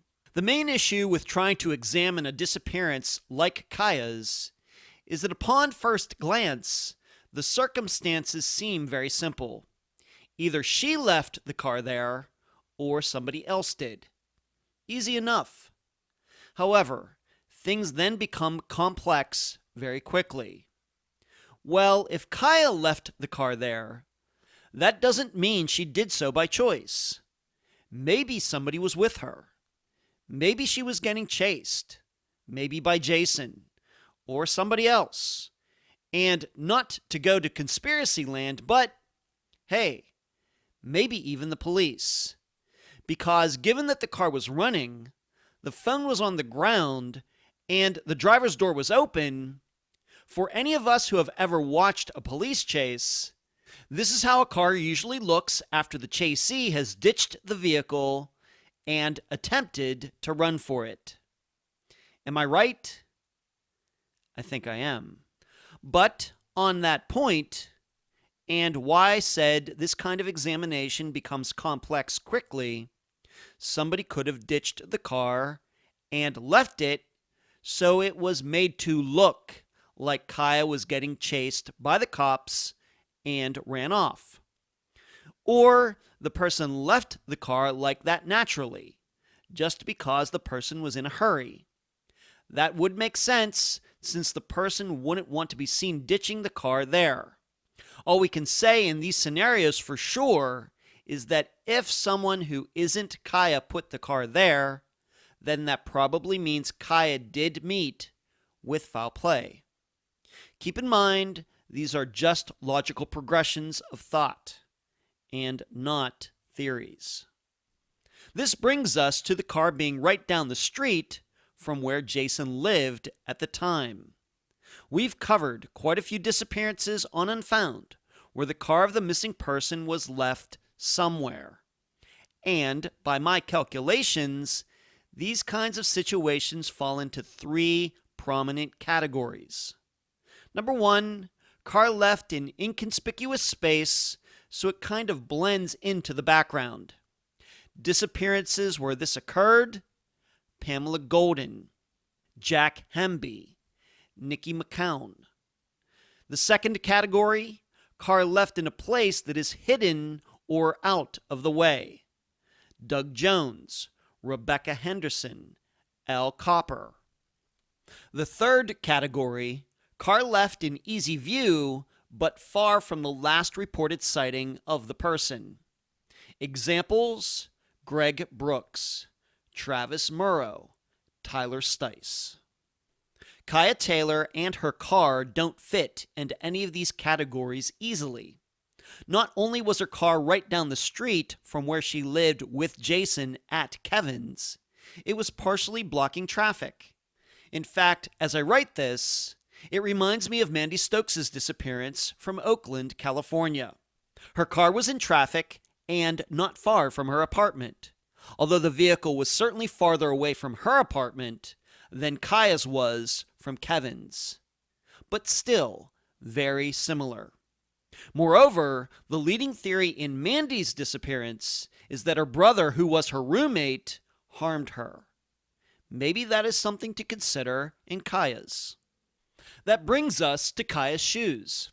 They magically appeared after 10 days. Who put them there, and why would somebody put them there? What is still unclear to me is, are we sure Cieha was wearing those shoes when she picked Jason up from work? Are we sure Cieha was wearing them when she dropped Jason off, if that even happened? Because if they are the shoes she was wearing, then I have to say, I'm stumped as to why anyone, Jason, Kevin, some stranger, Cieha herself, would make them appear out of nowhere days later. But if they aren't, and they are shoes that just happened to be in Cieha's car that day when she disappeared, then we must entertain a different scenario. Maybe more than one person has reason to cover up his or her tracks for February 6th, 2020. I'll leave the theorizing up to you. And that's the program. If you found it informative, please go to the app that you use to listen to Unfound and give this podcast a nice review. I thank you for listening. I'm Ed Densel, and you've been listening to Unfound.